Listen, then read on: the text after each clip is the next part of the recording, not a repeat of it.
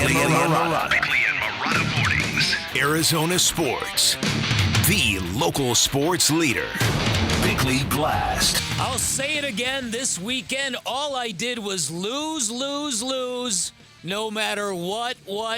Every hour I allocated to my couch, every team I cheered, all lost. And yet, there's nothing dark at all about my Monday mood. For instance, the Diamondbacks turtled into the postseason. They've scored 3 runs in their past 4 losses, and it's staggering how quickly they can become a bad team, and yet they somehow lucked into a more favorable playoff opponent and a Brewers team they think they can beat.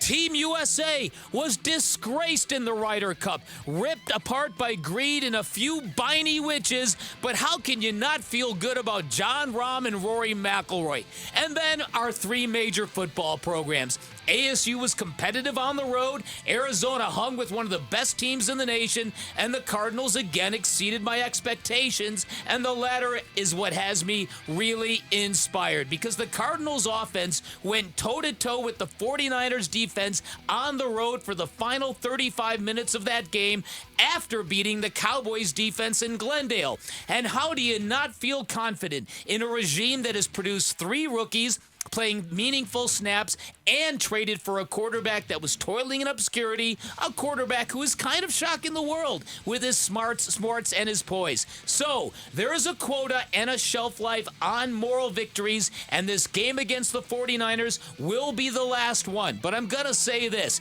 the opening month of a new era couldn't be any more hopeful.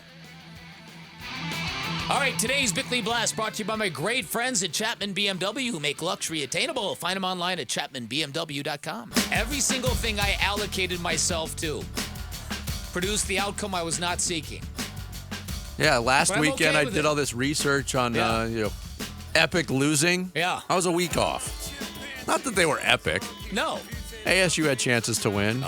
Cardinals hung. I mean, the big gist for the Cardinals is not that they lost by 19 points. It's that what you said. It's the start. 4 games are 1-3. This team is a lot better than everybody thought they were going to be. Yes. And the takeaway from yesterday is the San Francisco 49ers are an excellent, well-coached, well-oiled machine. Yes. There you go. Yes, they are. And I think it's very easy as a football fan to divide this game up into 2 halves. You could say, okay, look, defensively, the Cardinals are undermanned and they're underfunded. Tim Ring, during the postgame show, laid out an incredible stat that I kind of knew intuitively, but I didn't quite know exactly the numbers. $38.9 million allocated to the Cardinals on the defensive side of the football ranks dead last in the NFL. So, and again, we know there's a lot of bills to be paid. There's a lot of people to be paid who are no longer here. There's all that stuff. But for a Cardinal defense that undermanned, they keep fighting. And you have to respect that. Yeah, and the injuries just keep piling up. I mean, Ezekiel Turner played most of the game at linebacker. Yeah. He's ideally a special teams player. And he got like 60+% of the snaps on defense. Yeah, and he had to constantly tackle Christian McCaffrey on the second level. And he was constantly taking a helmet right into the solar plexus. So, so then you look offensively at what the Cardinals did, and this is where the optimism is.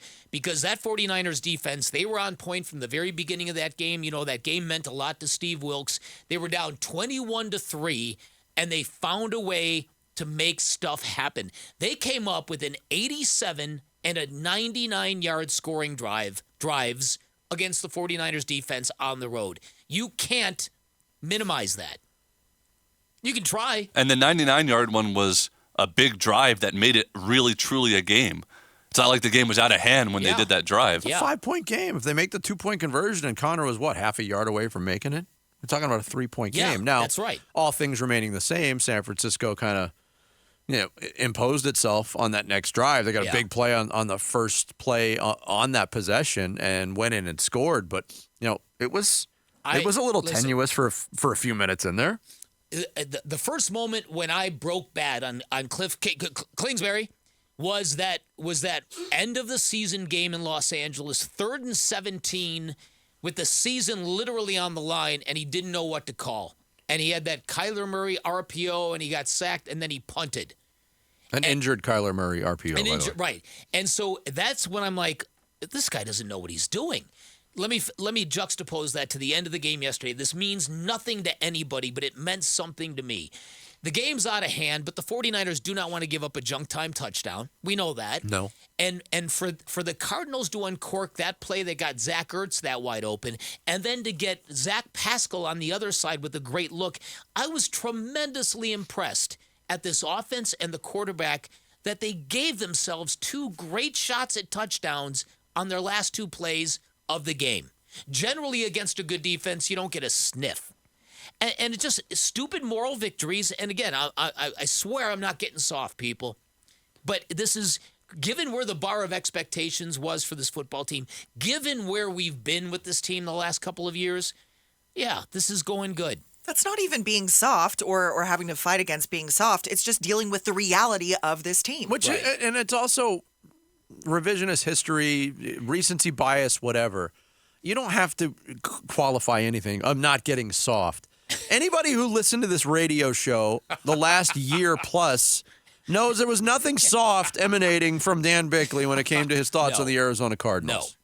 No. And you were calling for Cliff Kingsbury to be fired after they made the playoffs. Yes. all you have to do is watch the games. games. I believed it then, I believe it now. Yes, all you have to do is watch the games because between roster moves and injuries, the Cardinals right now don't have their 4 best players from last year.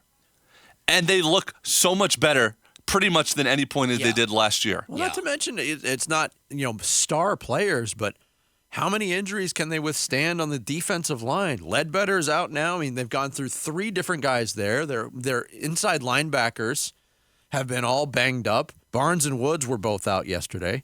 Kaiser White's the only healthy one they've had.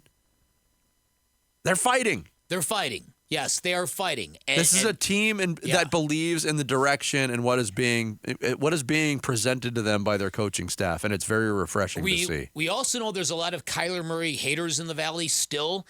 I've heard from a handful of people who are almost giddy that is Josh Dobbs taking Kyler's gig? It's a little early for that, but Josh Dobbs has been a revelation. They definitely made the right choice with him instead of Colt McCoy or Clayton Tune. Oh, Josh Dobbs yesterday, they knew what they were doing. 28 of 41, 265, 2 touchdowns, no picks. Yeah. And ran for 48 yards. The way he stands in the pocket, Kyler Murray is going to have to show he can do that. Otherwise, I think this new regime is going to get very frustrated with him very quickly.